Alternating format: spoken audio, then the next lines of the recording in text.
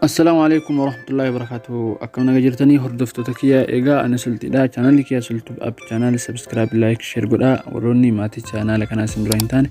إيجار أنت ناجرا برونسا هدو برباچسات إيجا جرا غافي نموت هدو قبضين فينجرا كنا بجرا برونسا كيا كار أنتنا أكمي جرا نما توكو جرا سلكي إسات ألفو يو برباني أكميتي إتتلفنا جرا أكسما وروني جرا ijoollee qabdan jechaadha maatii ijoollee keessan akkamitti akka itti hordofuutti dandeettan akkasuma jechaadha wanta please wanta badaaf akka hin fayyadamne isin jira kanaaf akkamitti akka itti social media wanta emuluu jechaadha control gootee gara silkii kan keetiitti jechaadha laaluu dandeettaa jechaadha nama san to'achuu dandeettaa jechaadha akkamitti akka itti to'attu karaa ajaa'ibaatiin jechaadha akka ofii itti fayyadamee beeku isin barsiisa kanaaf nafaana turaa isin jira intro di qoboda walitti deebina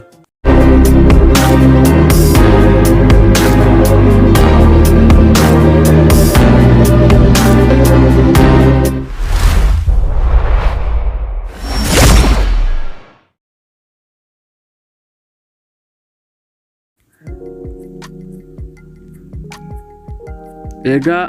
amantana walitti deebine jirra kuno appichi kuno kana appicha kana description kiya jalasiniif ka achi jala ni buufattanii jechaadha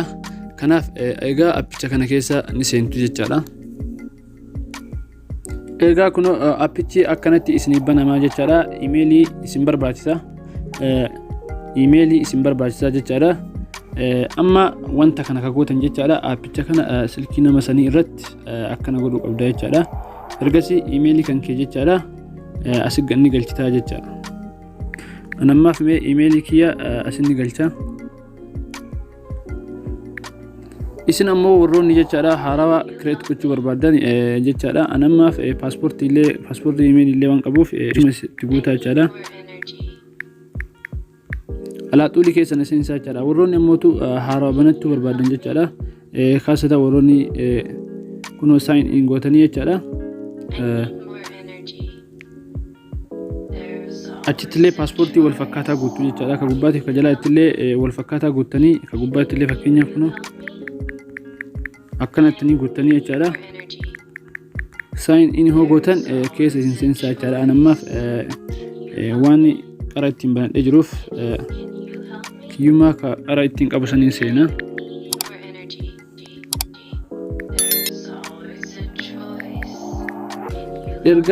ergasii login gootanii keessa isin seensaa jechaadha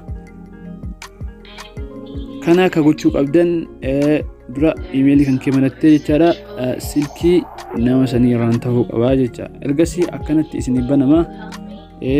kunoo bakka gubbaa kana skip bakka jettu kana ni cuqaastu jechaadha ergasii tuqaan sadan kunoo ka amma xiyyan isin mul'isa jiru kun gubbaa irratti isin baha jechaadha kun amma ka dura ani ittiin akkana godhaa ture jechaadha barumsumaaf jechaadha wanta kamuu jechaadha osoo hin barsiisiin dura wanti tokko adda baasee ka'ee isin barsiisaa jecha kanaaf tuqaan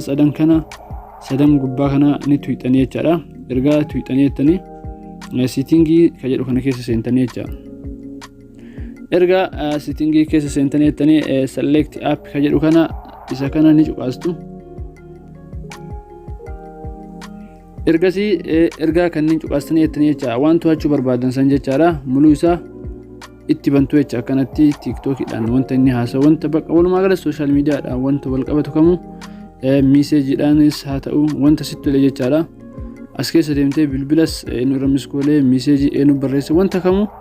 hordofuu dandeettaa jechaadha kanaaf wanta sitti tole as keessa seentee itti bantaa jechaadha ergasii wayoo barbaadde kanneen muluullee jechaadha gara kan keetii kontirool gochuu dandeettaa ergasii erga kanneen gooteettee mallattoo raayitii gubbaa fakkaatu kana yeroo tokkoof ni cuqaastanii jechaadha